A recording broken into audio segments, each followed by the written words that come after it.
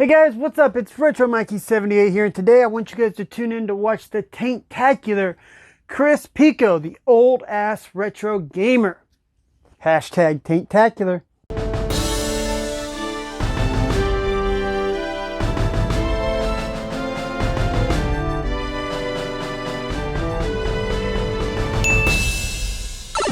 Hey everybody, Chris the old ass retro gamer here, and welcome to day 17 in the licensed video game challenge.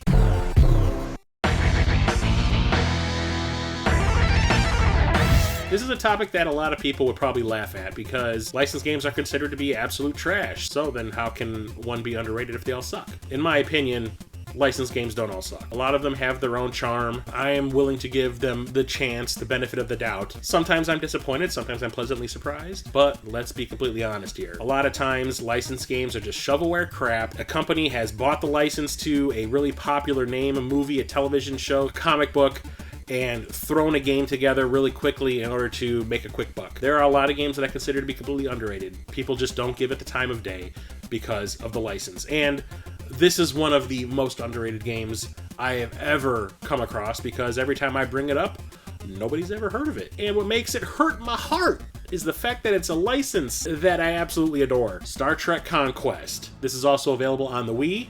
I don't care what console you play it on, PS2, Wii, I highly recommend you go out and pick up a copy of this game and play it as soon as you can. Why is this the Star Trek game that you must play? Well, it's because it's not like any other Star Trek game out there. Most Star Trek games are like space flight simulator type games, combat simulators in outer space. There's a few that are first-person shooters. I mean, come on, they even turned the J.J. Abrams Star Trek movie into a third-person cover-based shooter. Most Star Trek games end up being about starship battles. You control said starship, blow up other ships. No, not the case here. Here, it's a board game. What? So you start off with 6 playable races. You got the Federation, the Romulans, the Klingons, the Cardassians, the Dominion, and the Breen. You can unlock a whole lot of other races as well, like the Borg and the Ferengi.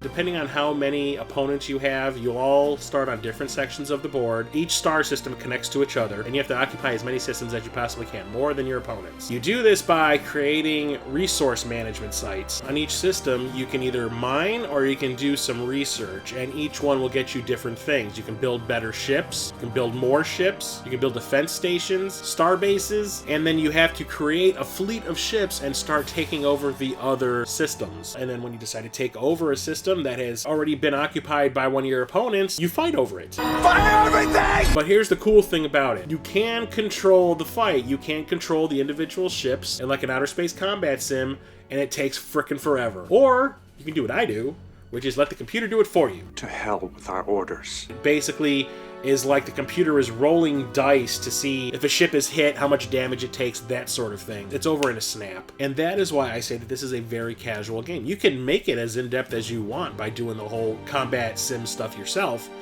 but I can actually play through a game of this in 15-20 minutes, and it's very, very fun, easy to pick up and play once you know the rules and how things operate, and it definitely has that Star Trek flavor. Each race has their own strengths and weaknesses, and I have beaten the game with every single race. Some are more difficult than others, like the Ferengi. Others are completely OP, like the Borg and the Dominion. But I like a good challenge, and that's why I pick the weaker races. Sometimes you just have to bow to the absurd.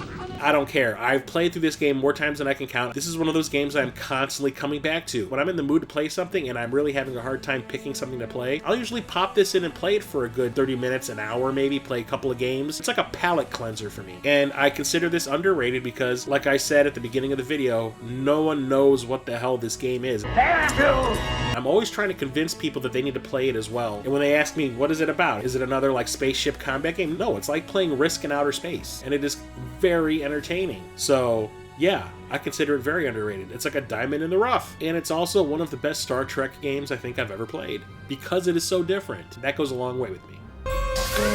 I just wish we had some of those Star Trek adventure games ported over from the PC for the consoles because that would just make my day.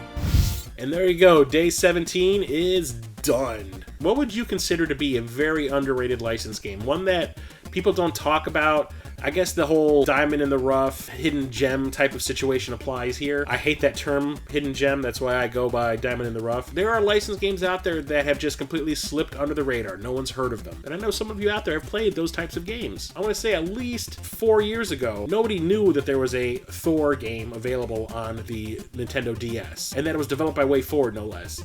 And then I remember I started talking about it because I bought it. Next thing you know, everyone wanted to play it. I don't think it had anything to do with me. I think it was just weird timing.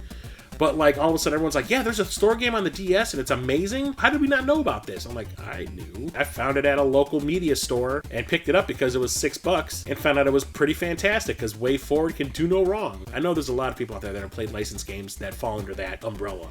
So I want to hear what you have to say on this topic. So let's get a response video going, or if that's not something you're willing to do, leave your choice in the comment section below. I really, really want to hear from you on this topic. So until tomorrow's next topic in the Licensed Video Game Challenge, I am Chris, the Old Ass Retro Gamer, signing off.